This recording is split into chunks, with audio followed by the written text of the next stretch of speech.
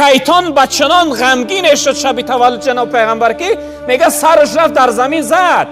70,000 شخصیتی که باید دوزخ میره، باید در دوزخ سوزانده میشد، 70,000 من بخشیدم. بگی از این دری راست بگیر داخل جنت. به حالت رسیده بودن، به آلت پرست شدن، موش پرست و پیشک پرست. شیطان فیغان کرد گو رحمت عالمیان این شب تولد شد. خدا پرستی مردم خدا رو میدونستن اما در برابر شریک می آوردن. خصوصا مردم فارس گفتم روزهای گذشته که چی بودن؟ آتش پرستش میکردن. مادری جان، شبی که پیغمبر بزرگوار ما تولد شد میگه در تمام عالم شیطان ماتم گرفت.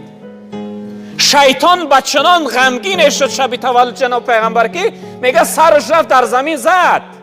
به چی خاطر؟ به خاطر که شیطان پرستی تا اون روز در اوج بود. شیطان خیلی مردم از خدا دور کرده بود، یعنی خدا پرستی را از جامعه دور کرده بود. شیطان میگه سرش بچنان خم شد که رفت در زمین سرش رسید. بگفت شیطان سیاه ما را جبین شد، تولد رحمتا للعالمین شد. میگه شیطان فیغان کرد گو رحمت عالمیان این شب تولد شد. با او گرم میکند بازار عرفان، شکست افتد به لشکرهای شیطان. این محمد خدا پرستی را، بازار خدا پرستی را گرم میکنه، مردم خدا پرست میکنه. میگه شیطان بچه ها دیدن که مادرشو چقدر غمگین و ناراحت اومدن در گیردش دور زدن. تن آچه جان، مادری جان غمگین نشه، امتا شما وسواس میکنیم، فریب میدیم، در راه گناه و فسق و فساد میبریم، از رحمت خدا محروم میگردانیم، امتاش جهنمی و دوزخی میگردانیم. میگه پیغمبر، میگه این شیطان علیه لعنه به سوی فرزنداش چی گفت؟ بیزد ابلیس فریادی دوباره به سوی آن گروهی سنگساره. فرزنداش میگه بود دوباره، یعنی یک فریاد غضبناک کربسون شو. گو بسازد امتش هرچند گناه بیش، فرستاد است او را حق رحمتی خیش. و هرچند اگر امتش گناه کنه خداوند این محمد رحمتی خودش فرستاده است. رود با امتانش سوی جنت، من و تو جانب دوزخ به حسرت. همه بلبل صفت در عیش بستان، که ما هیزم صفت در نار سوزان. شیطان سوی فرزنداش گفت هرچند گناه کنه امت شفاعت میکنه، دعا میکنه، در روز قیامت سرش در عرش الهی در تعظیم و در سجده میمانه، آبهای دیده مبارک چه میریزانه. رب العالمین میگه حبیبی محمد، دوستی من ای محمد، ارفع رأسک، سر تبو بردار، گریه نکن. قل یسمع، بگو چیزی میگو من ترا گوش میکنم. سل تعطى، بپرس هر چیزی میپرسی من برای تو میدیم. واشفع تشفع، شفاعت کن که امروز شفاعت کننده تو هستی. پیغمبر بزرگوار سر میبردار از سجده و گردنی کج، آبهای دیده ریشی مبارک تر کردند. سر میبرداشته است، میگفت اللهم امتی امتی امتی، ای پروردگار امتام خلاص کن، من برای امتام گریه دارم امروز.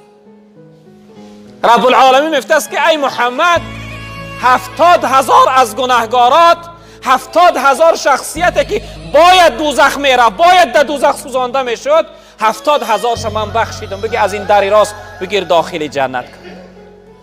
شیطان اینه یعنی برای فرزنداش بیان کرد، امت هرچند گناه کنه خداوند او را رحمتی خودش فرستاده است، همراهی امتاش جنت میروه.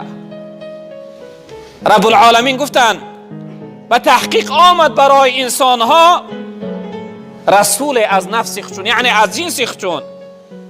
عزیز علیه ما عنیتم، چقدر دشوار و سخت و مشکل است برای این پیغمبر هر مصیبت و ناراحتی که در بالای امت می آید. پیغمبر ما چقدر یعنی ناراحت و غمگین می شود، خجالتمند می شود از این رنج و مشقتی یعنی امت، از ناراحتی امت.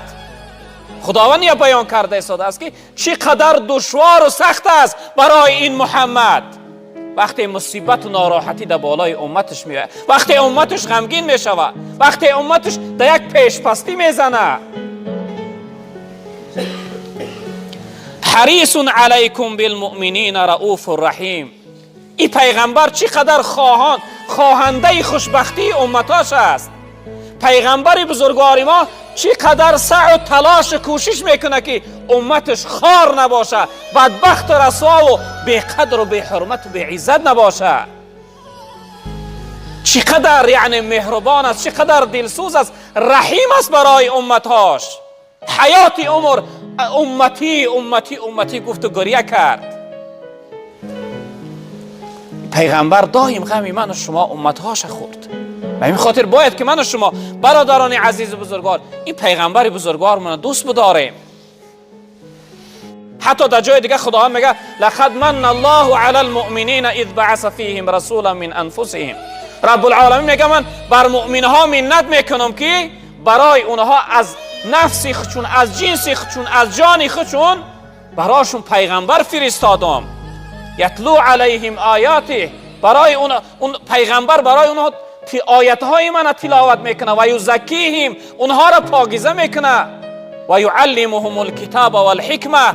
این انسانیت این پیغمبر بزرگوار تعلیم قرآن و تعلیم حدیث میدهه و اونها را پاکیزه میکنه.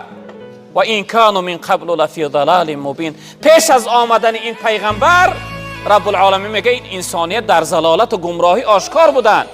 یعنی بت پرست بودن، ستاره پرست بودن، آفتاب پرست و مهتاب پرست بودن، انسان پرست و حیوان پرست بودن. در اصل پیغمبر بزرگوار آمد عالمی بشریت خدا پرست کرد. پیش از جناب پیغمبر خدا پرستی مردم خدا را می دانستند اما در برابر شریک می آوردن. خصوصا مردم فارس گفتیم روزهای گذشته که چی بودن؟ آتش پرستش می کردن. آتش نعوذ بالله خدا می گفتن. مردم هندو یک گروه حالی هم است بت پرست، حیوان پرست بودن، به حالت رسیده بودن به آلت پرست شدن، موش پرست و پیشک پرست شدن.